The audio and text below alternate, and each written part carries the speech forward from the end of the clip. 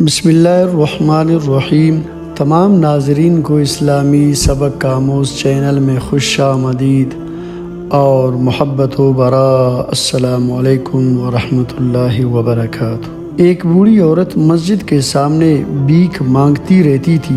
ایک شخص نے اس سے پوچھا کہ کیا آپ کا کوئی بیٹا کمانے کے قابل نہیں ہے؟ تو اس بوڑھی عورت نے کہا کہ ہے۔ تو پھر آپ یہاں کیوں بھیک مانگ رہی ہے؟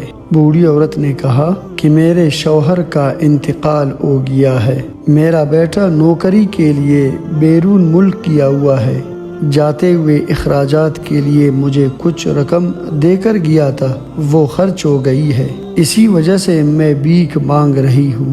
اس شخص نے پوچھا کیا آپ کا بیٹا آپ کو کچھ نہیں بیچتا ہے؟ بوڑھی عورت نے کہا میرا بیٹا ہر ماہ رنگا رنگ کاغذ بیچتا رہتا ہے، جسے میں گھر میں دیوار پر چپکاتا رہتا ہوں۔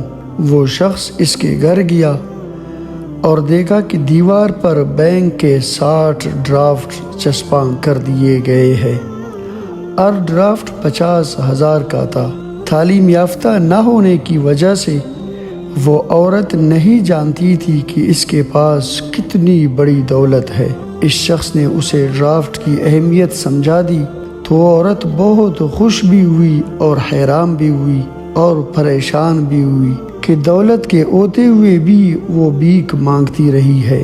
دیکھا ناظرین، ہماری حالت بھی اس بوڑھی عورت کی سی ہے۔ ہمارے پاس قرآن ہے اور ہم اسے اپنے منہ سے چومتے ہیں اور ماتھے پر لگا کر اپنے گھر میں رکھتے ہیں، لیکن ہم اس کا فائدہ صرف اس صورت میں اٹھا سکیں گے جب ہم اسے پڑھیں گے، اس کے معنی اور تفسیر کو سمجھیں گے اور اس کو اپنی عملی زندگی میں لے آئیں گے، تبھی انشاءاللہ ہماری دنیا اور اس کے بعد کی زندگی دونوں بہتر ہوں گی۔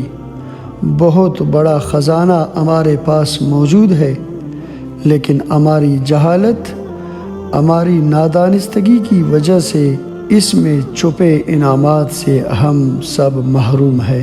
اللہ پاک ہم سب کو قرآن پاک کی عظمت کو سمجھنے کی توفیق عطا فرمائے، آمین یا رب العالمین۔